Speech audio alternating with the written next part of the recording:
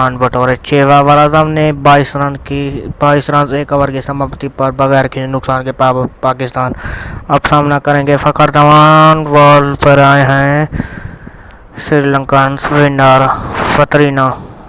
पहली गेंद को उठाया है 6 रन होंगे। खूबसूरत शॉट यहाँ पर, जबरदस्त बैटिंग का मुजाहरा फखर जमान द नेवी मैन। पहली गेंद को बाउंड्री के पार पहुंचाया।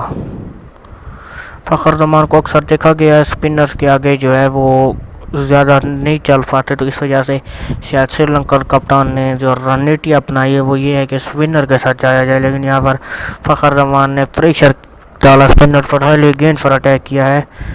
दूसरी गेंद वो छोड़ा, यहाँ पर थोड़ी अच्छी गेंद थी।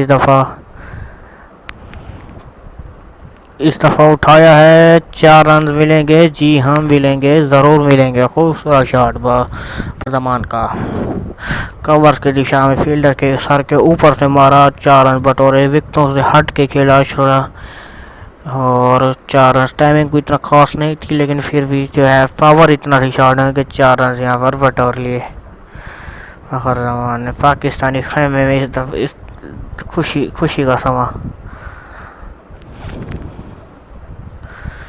इस दफ़ा मिस किया, यहाँ पर बहुत ही खतरनाक गेंद थी